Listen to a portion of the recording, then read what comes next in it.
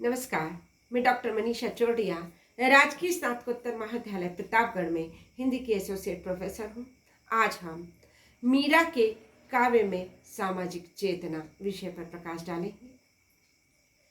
नारीवादी आंदोलन एक विश्वव्यापी और समसामयिक जागृति की उपज है, जिसमें स्त्रियां अपने अस्तित्व के पहचान को स्थापित करने के लिए उनके स्तरों पर अनेक रूपों में संघर्ष कर रही हैं। हिंदी साहित्य में ऐसे संघर्ष के प्रथम संकेत मीरा के पदों में मिलते हैं। उनके पदों में एक नारी के द्वारा की गई मुक्ति की तलाश के अनेक संकेत सूत्र मिलते हैं। मध्ययुगीन सामंती परिवार में जन्म लेकर भी उन्होंने अपने लिए अपनी तरह से भगवान की भक्ति करने का, अपनी तरह से सोचने का अधिकार पाने के लिए अपना सर्वस्व दांव पर लगा दिया था। वह लोक से हटकर चलने की अपराधिनी थी, अतः उन्हें पग पग पर प्रतिरोधक शक्तियों से टकराना पड़ा। उनमें गजब का जीवट था।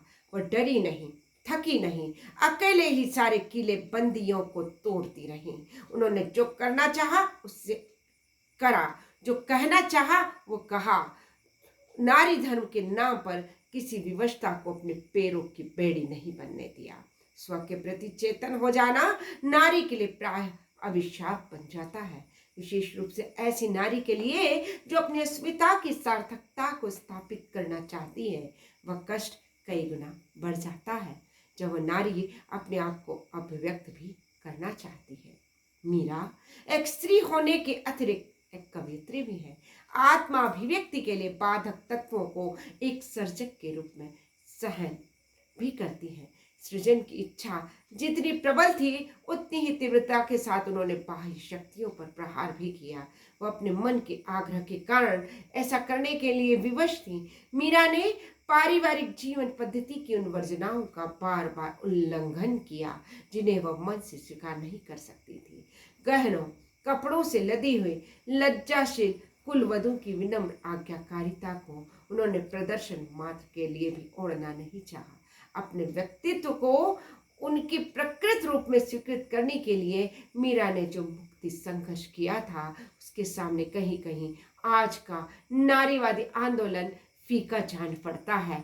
आज की स्त्री के पास शिक्षा, सुविधा, सुरक्षा और कानूनी अधिकार बहुत कुछ है, फिर भी इस पुरुष सत्तात्मक समाज में लिंग भेद पर आधारित पूर्वाग्रहों के कारण अपने आप को नारी त्रस्त ही पाती है। मीरा एक ऐसे युग में जी रही थी जहां सामाजिक वर्जनाओं को तोड़ने का साहस पुरुषों तक में नहीं था।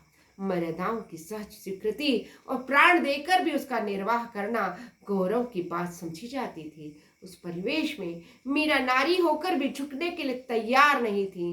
उन्हें अपने प्राणों की चिंता नहीं थी, किंतु अपनी आस्थाओं की बलि चढ़ाकर समझौता नहीं कर सकी। मीरा का जीवन संघर्ष पुरुषों से समान अधिकार मांगने का संघर्ष नहीं था। वह जीवन भर एक जीवित और जागृत मनुष्य के रूप में सम्मान पाने के लिए लगती रही। वह सम्मान अधिकार पाने से कुछ आगे की बात है।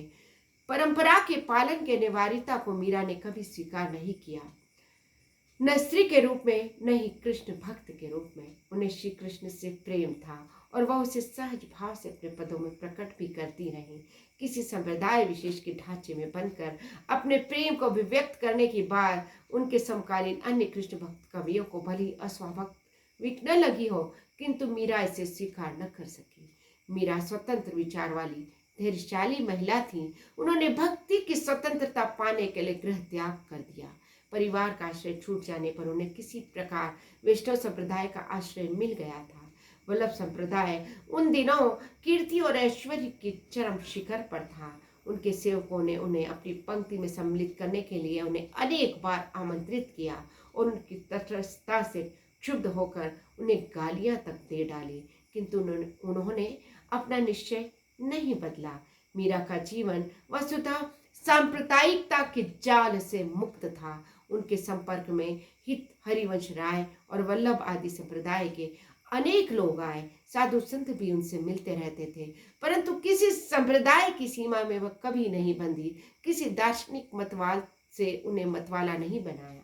मीरा का संबंध युद्ध प्रिय सामंती वर्ग से था। सामंतों की प्रतिष्ठा के तीन प्रमुख आधार थे: जमीन पर अधिकार, उच्च कुल से विवाह, संबंध स्त्रियों में पर्दा, सती प्रथा तथा बाल विवाह प्रथा। स्वयं मीरा का विवाह 12 वर्ष की आयु में ही हो गया था। पारिवारिक सम्मान के आगे वर वधु की अपनी इच्छा अनिच्छा का कोई मायना ही नहीं था। इस समय सती प्रथा भी जोरों पर थी। विधवा का जीवन एक भीषण अभिशाप था। सुहाग विहीन स्त्री को अपशकुनी, अमांगलिक माना जाता था। संदेह, शंका, उपेक्षा के दायरे में घिरा भयभीत जीवन ही उसकी नियति थी। ऐसे में मीराबाई ने सती में न जाने का निर्णय लेकर मेवाड़ के राजघराने की नींव को अप्रत्याशित धक्का दिया। मीरा कहती है, जग सुहाग मिथ्यारी जग जन सजनी, हावा हो मिट जासी, बरन करिया अविनाशी, मारो कार व्याल खासी। मीरा की भक्ति क्षेत्र में जाति पाति, ऊंच नीच, स्त्री पुरुष ऐसा कोई भेदभाव नहीं दिखाई देता। मीराबाई के कारण प्रेम भक्ति की सहजता से प्रसार हुआ, लेकिन उनकी भक्ति बिना किसी कर्मकांड और बाह्याडंबर से रहित थी। समाज के दुखी, शोषित, पीड़ित, असहाय लोगों को मीरा के कारण गिरधर लाल के रूप में एक सशक्त आलंबन मिल गया था। इसी कारण आस्था और विश्वास भाव जागे। भयभीता, तुच्छता, दुर्बलता जैसे भावों से स्त्री मुक्त हो गई। इस प्रकार समाज को जागृत करने में मीरा ने अपनी प्रमुख भूमिका निभाते हुए निम्नलिखित अंश के माध्यम से नई चेतना लाने का प्रयास किया। सामाजिक विधि विधानों का तिरस्कार। जिस युग में मीरा का आगमन हुआ उस समय सामाजिक व्यवस्था बहुत जटिल थी। उस समय स्त्री सिर्फ भोग की वस्तु थी, बल्कि पुरुष प्रधान व्यवस्था से पीड़ित भी थी। सामंती जीवन में राजाज्ञा ही सर्वोपरि मानी जाती थी। राजा को ईश्वर का प्रतिरूप माना जाता था।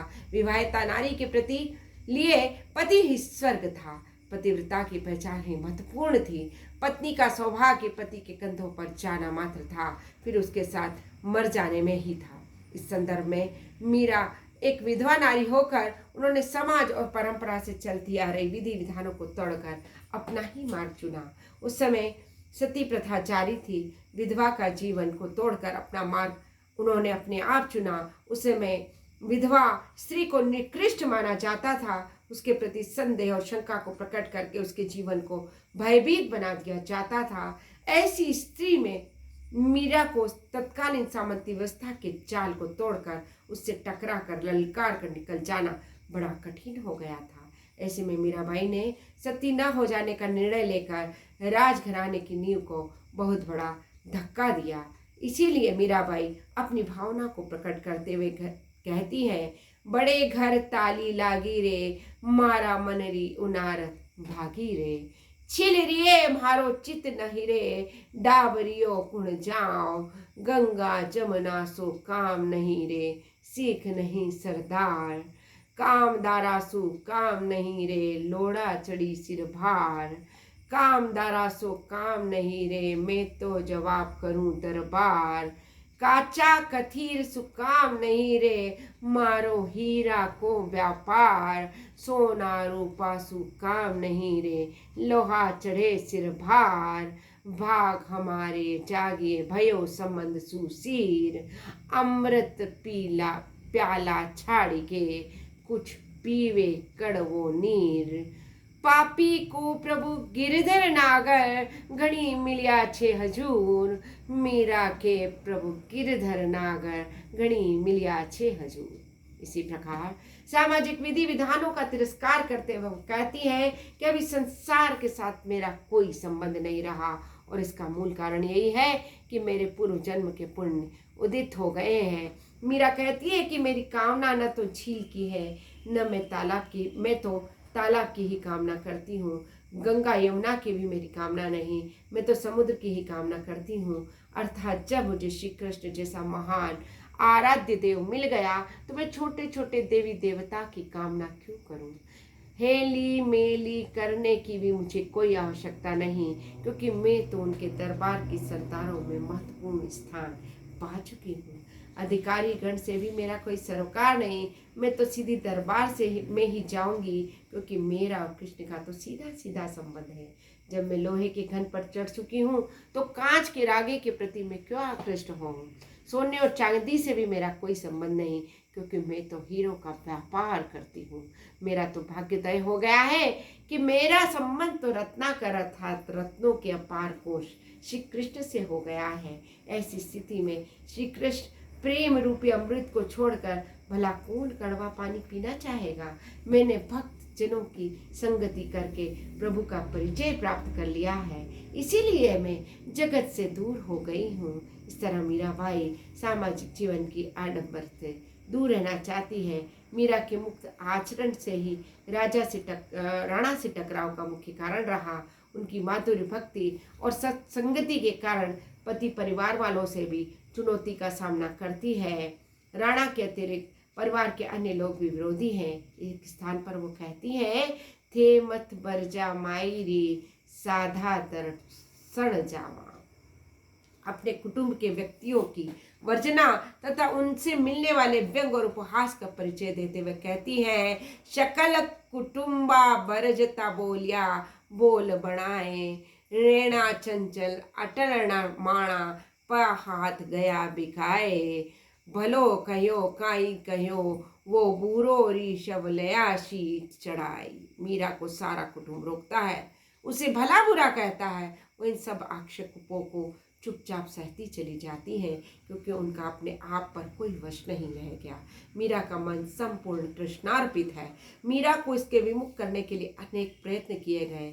अपने परिजनों तथा पुरजनों में किसी ने प्रेम को से समझाया, किसी ने सलाह दी, किसी ने व्यंग किया, किसी ने कलंक लगाया। जिसने जो साधा वह सब किया, लेकिन मीरा इस घटना से विचलित नहीं हुई। तभी तो अपनी दृढ़ता को याद करती हुई कहती है, कुल कुटुंब सजन सकल बार बार हर की विशरियाणा लगन लगा मोर मुकुट अटकी। अपने समकालीन सामाजिक व्यवस्था पुरुष प्रधान थी।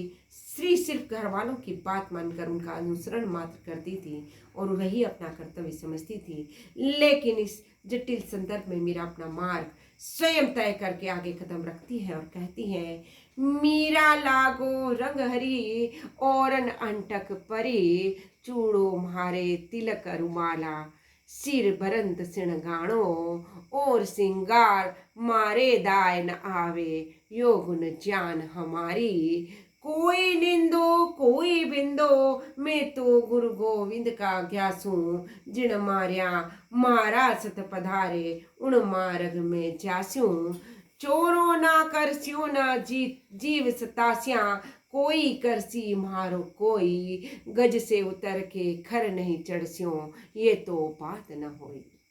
श्री कृष्ण की प्रेम दीवानी मीरा की कोई भी अन्य सांसारिक वैभव अपनी ओर आकृष्ट नहीं करता। मैं पति श्री कृष्ण के प्रेम में रंग गई हूँ और इसीलिए अन्य रंगों के प्रति मेरा कोई स्थान नहीं है। मुझे तो केवल चूड़ियाँ, तिलक और माला तथा शील मृत का श्रृंगार ही प्रिय है। इसके अतिरिक्त किसी भी अन्य प्रकार का श्रृंगार मुझे रुचिकर नहीं लगता। वह कहती है, भले ही कोई मेरी निंदा करे या प्रशंसा, मुझे कोई परवाह नहीं। मैं तो सिर्फ श्री कृष्ण का गुणगान करूंगी। जो मार्ग साधुगण ने अपनाया, मैं उसी मार्ग का अनुसरण करूंगी। मैं न तो चोरी करती हूँ, न किसी जीव को सताती हूँ, फिर भला कोई मेरा क्या करेगा। इस प्रकार एक बार हाथी पर चढ़ लेने के बाद कोई भी व्यक्ति गधे पर क्यों चढ़ेगा? ऐसी बात नहीं हो सकती। अर्थात श्री कृष्ण के प्रेम का परमानंद प्राप्त कर लेने के बाद मेरे लिए संसार के नश्वर सुख साधना का कोई मूल्य नहीं रख सकता, और इस प्रकार परिवार वालों के अनुसार भी मैं नहीं चल सकती। कोई निंदो कोई बिंदो मैं चलूंगी चाल अपूठी साकणली से इया जब मिलिया क्यों कर फिर अपूठी सत्संगति माँ ज्ञान सुनी छे दर्शन लोगाने दीठी मीरा रे प्रभु गिरधन नागर दुर्जन जलो जागी थी। श्रृंगार के लिए सब प्रसाधनों को त्याग कर भगवा रंग के वस्त्र वो धारण कर चुकी हैं। राणा जी थे क्या ने राखो मारे सुबेर थे तो राणा जी माने इसका लागो जो वच्छन में केर महल अटारी हम सब त्यागे त्यागो थानो बरसनो शहर कागज टीकी राणा हम सब त्यागा भगवी चादर पहर। और कहती हैं आगे, लोक लाज की कान न मानूं, नरभे निशान घुरास्या हो माई। मीरा अपने समसामयिक सामाजिक व्यवस्था का बंधन तोड़कर स्वतंत्र रूप से जीना चाहती हैं तथा अपने ऊपर कोई प्रतिबंध नहीं लगाने देती हैं। वो अपनी इच्छा के अनुसार स्वतंत्र होकर ही जीना चाहती हैं।